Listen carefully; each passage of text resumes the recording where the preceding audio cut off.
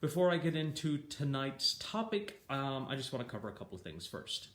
First things a lot of people are asking me is how do they join our discussion group, and our way to do that is to just like my page. Fast, easy, like Phil Quinn, medium, and you're all set. Secondly, my Friday night groups. I have some more new group dates that are already put up. So I'm not sure if there's any left, but whatever's up there is all I have left. Doors open around 6:30. Please get here early. They close at that. Most importantly, I keep these groups very small and intimate, so everybody's read, and that's the way it is. So the reason I want everyone here on time is you can't walk in late, it disturbs everyone. So, and let's see here. Okay, here's another big thing that I'm running into. When you're booking an appointment, understand that my time zone is Eastern, right? I'm in Eastern? Mm-hmm. Okay, I'm in Eastern time. So if you're in California, and this is happening a lot, you're thinking that it's in your time. It's not. It's in Eastern time. So even though it's in the email, try to remember that when you book the time. And then lastly, for people who ask me to make gift cards available, they're right on my website. You can go directly there and they'll be mailed to you and all of that. And then you can go right to the website and whoever purchases them can book their own appointment. I'm done. You know what I really want to talk about before I get into this? Game of Thrones. I want to talk about what happened on last Sunday, but we'll have to do a whole nother topic on that. So tonight we are talking about the loss of a partner. And a partner happens in many different forms. It can be your lover, it can be your husband, it can be your wife, it can be your boyfriend, it can be your business partner, but it is the loss of a significant other. And the reason why I chose this topic was a lot of people have asked me to write about this. Talk about this. They've asked me to condense the information I've learned from the other side to discuss this, because there's two very separate things that happen when you lose somebody. So tonight I want to talk about how this works. So let me break it down to you how the other side explained it to me and how I'm able to explain it back to you. So your mother and father are with each other, and let's just assume this is a healthy relationship for tonight, okay? And they're with each other for 40 and 50 years. All of a sudden, that individual's not there any longer. One of them is taken out of their lives. Gone. Why? They saw it coming, didn't see it coming, tragedy, whatever the situation is. But an individual has died. So let's just assume it's mother or father. Now we go into this stage of grief. Kids are grieving, surviving parent is grieving, you're grieving, let's say it's a boyfriend or whoever else. It could be school, it could be anything. So, but you're in this state of absolute shock. The biggest question I get is, Phil, why isn't my mother or father able to move forward? Then I get, why isn't my children grieving the way that I'm grieving? And here's why. When you're with someone for so long, you've built an entirely different network with them than the children have built with the parents. And most importantly, because of time.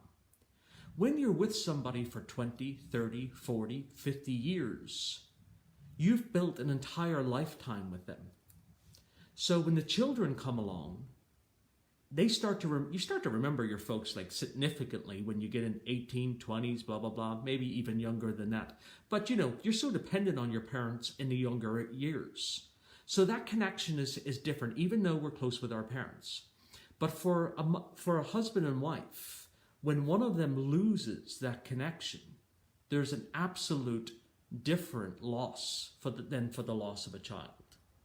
Meaning that your loss for your parent is much different than the loss for the mother or the father. So the parent can't quite understand, why isn't my kid grieving like me? And the kid can't understand, why is my mother grieving so hard over the loss, or my father grieving so hard over the loss? It's because that amount of time, everything that you did, emotionally, mentally, financially, everything is now in upheaval. People just assume that when you lose your significant other, there are finances in place and it's not going to uproot and or change your life. And nothing could be further from the truth, because most people aren't prepared for that. Most people think there's never going to be a young death or an early death, or I have young kids. Most people never prepare for that, and I assure you, I see this every single day. So what happens is, not only have you lost husband or wife, now said kids may have to leave home, go someplace, stay at their parents or grandparents or whatever it is, but it's a massive upheaval. So, and they're so used and conditioned to being with one another, why it's codependence or why it's not. They're so used to this connection and this bond with one another that it's very hard and takes many years to be able to handle life without them. Now the child may look at this situation and say, I've lost my parent too, and I grieve this, but I still have to function. Again, you have a third of the time with the individual that you've lost, or maybe you have half the time of your life, whatever the situation may be. But this, what my point being here is, they're not the same grief. They're not the same losses, even though you've lost the same person that you love. That's the point that I'm trying to make. You've lost the same person that you love, but the pain is extremely different. And it's very confusing, and people don't understand it because you've lost the same person. So, and as a child, what I often tell them is support the surviving parent and let them talk it out as much as they possibly can. Because eventually, and what I mean eventually is, no one's going to want to hear about it. Meaning that outsiders, people after a year think that you should be better, you should be healed, you should be doing better. So they don't realize that the first year you're in such shock, you're in such denial that you haven't even processed the loss of the individual. Year 2 is very painful for people because they now come into acceptance or awareness or, oh my God, this is real. So some people have delayed grief. They lose a loved one and they don't cry. And then the parent and or the child says, or the husband or boyfriend or whatever it is like, why aren't they grieving? Because they have delayed grief or they're private grievers. Not everyone, and I assure you of this, not everyone grieves the same. People don't like to grieve publicly. Some people do. Some people don't. Some people want to keep it low key. Other people want to make it very, they want to get their emotions out because they feel free to do that. But what I can tell you is no one grieves the same. It's impossible because we don't think the same and we all have different contracts. So we're all going to process that. And secondly, we don't all have the same relationships with our parents. And our parents don't all have the same relationships with the children. So then the surviving parent may say, why isn't so-and-so crying more than so-and-so? Well, that individual may not have felt as loved or connected to that person. So it's not black and white. And that's what I'm trying to explain to everyone. It's not a black and white situation. There's family dynamics, there's emotions, there's connections, there's non-connections, there's contracts, there's previous behaviors, there's all of that. But if you take into consideration that someone has been with another individual lovingly, codependently, through wars, highs and lows, and all of a sudden they're ripped out of their life, it is a paralyzing sensation. Because no matter what, you always had someone to turn to. Your security is gone. Your emotional security is what I'm referring to. Now, some people may say, Phil, the death of my so-and-so was the best day of my life. And again, hey, that's freedom. But you still at some point grieved the loss of the relationship. See, this is even referring to divorce. This is even talking about, when a relationship ends. Why am I in so much pain? Why am I grieving so much? I wanted this. Because you spent so much time with an individual that it's very hard to readapt, change what you're doing, and then go back out. So now there's another problem that comes up. Dating. Some people jump right back into it. Boom. Person's dead. 6 months later, mom and or dad has a new boyfriend or girlfriend, and the kids go mental. Go mental. Why on earth would my mother or father do this here? They would be so upset in heaven. I can't believe this is happening. And it's very simple. Some people can't be alone. Some people have been with someone for so long that they absolutely cannot be alone. They don't know how to be alone because they've been with somebody their entire lives. So even though they may not be making a good decision about who they're bringing into their lives, they are bringing something into their life to distract themselves from the pain. But even though you may want to hammer that to mom or dad, it's not going to go through because the crown chakra does not want to acknowledge pain. So that individual is going to repel you and say, please don't, you're wrong about this. So-and-so is a good person. They love me for who I am. You may be looking at it and saying, you're going to get screwed over, blah, blah, blah. I hate this person. But the person is trying to soothe themselves from the horribleness that they feel. And sometimes they just jump right back into a relationship. You don't have to like it, but you do have to understand it. Because if you understand it, then you may not have to lose the relationship with the surviving parent. Now, if you're the surviving parent and you decide, hey, I'm going out to meet Betty tonight at the dance club and so on and so forth, and then I'm going to go bring them to Christmas dinner after the death of the mother 3 months ago, that shit ain't going to go down. And let me explain to you why. Every single kid that I have met, that all the parents have done this, have all said the same thing. It's heartbreaking. I'm not ready. You got to give me time.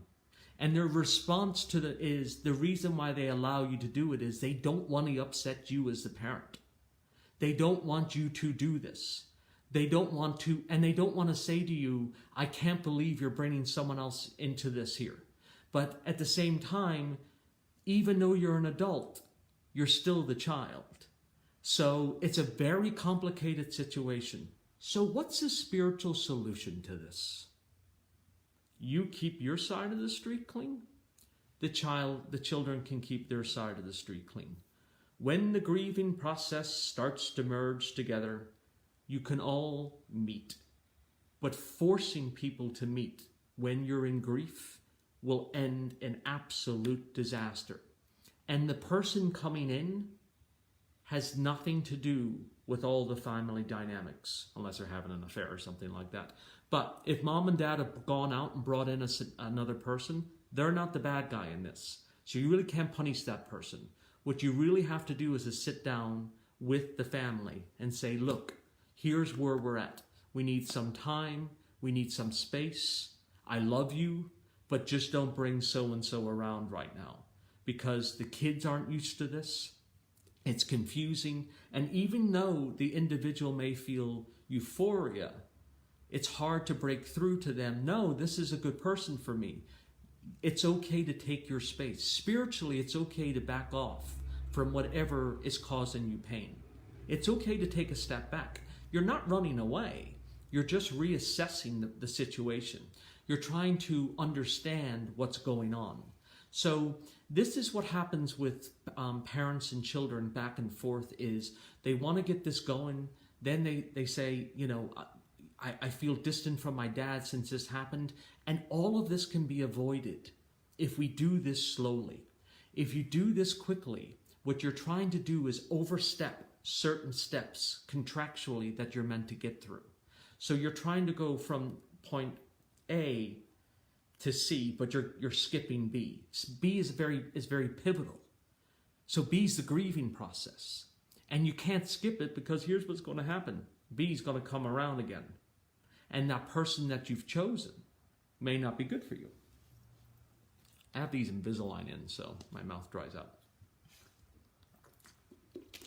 You have a question? So Jasper's not here again tonight, but he will be back next week. And so, which will be very helpful. But I just want you all to know he's always traveling. That's the way it is. How can my spouse in heaven help me now? That's a great question. So Phil, I've lost my spouse I've lost my significant other. Hi, babe. There you are. See, we're still together. I love you. I can't wait till you come home. So how can my spouse in heaven help me now? What can that individual do for me? Well, what the spouse does is, once they've passed over, once they've gone to the other side, they see the grieving process and they tend to stick by your side.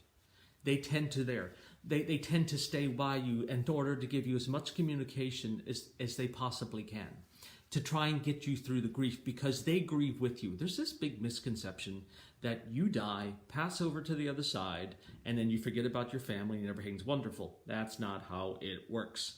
Until you go through the soul review, until you fully pass over, you're still connected with your family emotionally. When you fully cross over, you can witness everything that's going on, but you don't feel the same pain. So a lot of souls don't pass over for about a year, meaning that they stay in the house. That's why you get so much signs. That's why you're getting communication. That's why people feel touched by them. That's why people have these out-of-body experiences, all of this stuff. Why on earth would all of that be happening? So that's because your other side, that's because your partner is trying to soothe you. That's because they're trying to help you through the grief. Jasper's just is gone Monday through Friday. It's very difficult. Very, very difficult. I can't imagine people have been together all this amount of time and kids and yada, yada, yada. It was just, it just blows my mind that they're able to get through it. So what happens is, once you're a parent, you're always a parent. But most importantly, they still try and will get you through the grief, no matter how long it takes. So hopefully that answers the question. I'll take another one. Let's see what I got here. Okay. How can I help my mother who is grieving my dad? She doesn't want to live. Now, this is a great question. Phil, my mother has lost her partner, my father, but she doesn't want to live. That's a very hard thing for a child to ask or hear. And what I mean by that is hear in the sense of hearing that why would I want hearing that I want to die. When you're in the depths of depression, when you're there, the most natural feeling that you have is death. When you're shrouded by death, the only thing that you want is death. The person doesn't actually want to die. They just feel like the only way out of this pain is death. And the best thing as a child is let them talk. No matter, I know it could be endless, but let them talk. Let them get them out. Don't force them. Just be supportive, be there. You don't have to advise. Again, many, many things can be resolved over a cup of coffee. Letting someone go on a rant. Letting somebody get it off their chest. But one of the things that the other side often tells me is be supportive, because this pain isn't going to go away overnight. But understand it's normal when you're feeling such loss to want to die. That was a great question, whoever asked it. Is my husband grieving for me on the other side as I grieve for him? Great question. So here's the thing. Yes. And a lot of people think that, again, they pass over to the other side and they're not grieving. That's ridiculous. So in death, in the beginning, they grieve with you. See, because they're still connected to you. They're still earthbound. Unless the soul decides, okay, we've said our goodbyes and I'm going to cross on over and everything's cool. But in early deaths, or souls that are people that are left behind and in a horrific pain, the soul tends to hang out for quite a while. So it hangs out for about a year, sometimes less, but before it crosses over. At that point, it crosses over and does the soul review.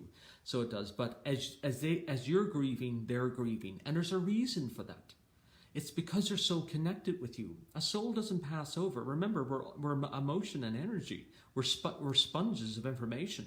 So it grieves with you. And what it does is it tries to soothe you. And as it's soothing you, it's if the individual is alive. It will feel its embrace. It will feel all of that going around you. So that's part of the process that the soul is going to do. There's no way for you to talk a soul out of going to the other side and leaving you. It just doesn't happen. Believe me, I tried. I'm like, go, leave them. And they're like, not a chance. Because their children are still alive. Their kids. I remember doing readings when people died in 9/11. Like, they're not, my kids are young. Kids are babies. Here we are all this time later, 14, 15 years. And it's people have remarried and had other children, and the souls are still around them because they had children with those individuals, so they still watch over them. So that's how that works. That's a good question. Okay, so my partner did everything for me. Now I feel so helpless. I'm afraid to ask for help. This is a great question because I guess whoever's asking these bloody questions is great. But anyway, great because this actually is what's asked to me a lot. I'm afraid to ask for help. It's a hard thing to do because no one wants to seem vulnerable. No one wants to be taken advantage of. So here's what happens in this situation. It's not so much about asking for help. It's about allowing people to help you. That's the hard part. And that's where people run into it, is they want to shut everyone out because the pain is so immense. But if someone says to you, let me mow your lawn, let me help you clean the house, let me help you with the kids, let them. They're offering their time to you to allow you to process and grieve this. Go out and smoke a cigarette, whatever you have to do, get your hair done, whatever you have to do just for you to escape whatever you're feeling. But the hardest thing is allowing them into your world, because most people just want to isolate. They want to curl up into a ball. The other thing is too, a lot of people don't realize that when they lose their significant other, you don't get to curl up into a ball. Someone still has to work. Someone still has to face reality in society. It's a hell of a lot to ask of somebody within a short, okay, you get 2 weeks off to grieve. Like, what? How the hell am I supposed to grieve the loss of my mother at 40, 50 years, whenever you lose your mother? I mean, how does that? It's not possible. So grief takes a long time, and that's why you have to give yourself permission to grieve and understand that you're not going to come out of it for years. And I emphasize years. So, how do I know when it's time to take a grieving spouse to the doctor? Oh, this is good, for professional help. Meaning that if you have someone that is in deep grief, what do? Like if it's deep grief, you call the doctor. And I don't say that sarcastically. You don't even try. You call the doctor, because when it's gotten that bad, and I have clients that have been bedridden for years when the loss of significant others, and I mean that seriously. The pain is just too paralyzing for them. And when I say outsiders, I mean people that haven't experienced this. They're like, how can anyone be bedridden for the loss of somebody for years? When you meet your soulmate, it's a pretty terrifying thing to think about losing them, because not everybody meets their soulmate. Some people just meet people they're just with. Some people meet people that they're absolutely in love with. So, and then some people meet people that they absolutely can't be away from, why that's codependence or whatever. But when you meet somebody that you're truly in love with, the pain is just revolting. It's just absolutely paralyzing. So that's when you get professional help. You call the doctor and say, what do I do here? Because the individual is in such a desperate state, they need help. If the deceased person chooses not to cross over so that they can remain with their loved ones and grieve together, are they able to communicate with the deceased even though they have not crossed over? Great question mark. Absolutely. So here's how it works. It's kind of like, here's me phone, on. So meaning that they pass back and forth very quickly. So you're like going in between classes. I'm trying to give you a good example of how they do this. So they're in the room with me right now, and when they're done with me, like my Friday night group, so where do they go after that? Then they cross back to the other side. So they can communicate. It's a two-way street with them. It's not one way. So do they still come back and hang out and continue to protect us after they cross over? Absolutely. So that's what happens is they become part of your guides. They become part of your daily situations, Mark. So they're always part of you. They never really, it's not that they don't move on. You're always part of their consciousness. You're always part of your world. They never ever let go. And that's one of the things I want to stress to them. Thank you, Janice, for that comment. That's one of the things I want to stress to you. They never ever ever let go. So, and it wouldn't matter what you do in your life, your loved one that you've lost will always be here. When I talk about them crossing over to heaven the full way, it means that you've gotten into a better stage of grief and the kids have gotten into a better stage of grief and they feel safe leaving you. That's what that means. It's not that they can't go now. It's just like shit is bad. And what I mean on that is, how did they die? Which way did they die? How did it go? So it doesn't matter which way they lost. Again, this could be a breakup of a long-term relationship. It's the person that you've lost. So losing my dad at 10 years old, I miss him every day. Boom, there you go. So that's it. It triggers a trauma. Karina is talking about. So once you trigger that trauma, it's something that you always coulda, shoulda, woulda. And that's the part of bargaining in the grief process. Is that what if this happened? What if this could have happened? My life could have been different. What if this person wasn't taken out of my life? This would have been different. What if my son didn't die? What would have happened? What if all of this here? And that's the bargaining process that happens within death and when we're going through grief. But what I'm talking about is tonight, if you're in grief, please, for the love of God, don't force yourselves on each other because there's plenty of time to get through this. And don't try to understand a parent's grief and a child's grief because you've been apart you've been together for a different amount of times. How long does it take for the unbearable pain to go away? This no one's going to like the answer of this. So everyone that's been honest with me that I've done my readings for, and thank you for all the positive comments tonight, everyone that I've talked to who I've done readings for, who have talked about this pain, if they've been honest with me, they say, Phil, I just put on a different mask. Anyone that's had this type of pain, lost a child, lost a loved one, lost anybody, they will tell you that when I go into the world, I just put on a different mask. But that hole is gaping. So then for some people, they're able to go into acceptance and the pain starts to numb. But one of the things they say when someone dies suddenly and they leave them completely forever, the pain becomes different. There's a before and after effect. There's your life before when the person was here, and then there's your life after. So, and the after sucks because this is what it means. That's not cool. That's not cool for anybody. It's a horrifying feeling. And I don't know how anyone can be with somebody for so long and still get up to go to work every day. A parent, a lover, anybody. I admire you all because I listen to this. I read souls every day. I look at this every day. And watching your strength is remarkable. And what empowers me and what empowers you is the other side doing this. I never get emotional doing these, so this is my first time. But this is an emotional topic because when people go through loss and I witness what happens in families, it amazes me that they still have to function, that they still get up, that they still power through, that they still do this. And the way that they do this is they put on a different mask and they shift the pain. And then when they come home at night, it comes back again. So that's the reality of what happens with death. But more importantly, that's the reality of what happens when you lose your significant other, when you lose your soulmate, when you lose your best friend, when you lose your cousin, when you lose the person you can't pick up the phone to. Do you know how many people reach down to pick up the phone and the individual's not there anymore? It's horrible. It's absolutely petrifying. So here's the thing that I learned from the other side.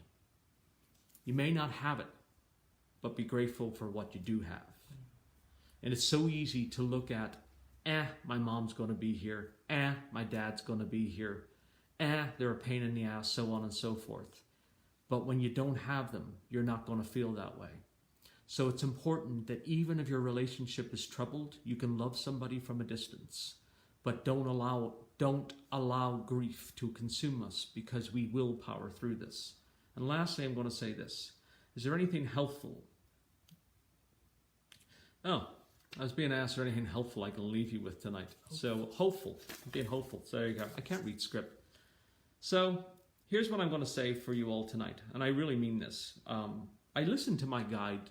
My whole life it revolves around my guide. That's why I'm here. I know I'm probably over time tonight, but I listen to my guide just about everything. How these topics work is we take several topics that come in, we break them down, we talk about them. I could be on the mower and flying by and we talk about them, and then all of a sudden information starts popping into my head. And Isaac always says this to me, Phil, you can get through anything. And I know this is such a cliche, but you can get through anything if you don't stop. And I always said, what do you mean? And he says, if you don't stop, you'll come out the other side. He says, but if you stop, you're going to get lost in that forest. He says, sooner or later, you're going to come out. And for anyone that's going through grief, here's what I'm going to tell you. Keep walking. Don't stop. And there's nothing behind you that's going to help you. Everything that you need is walking forward. I love you all.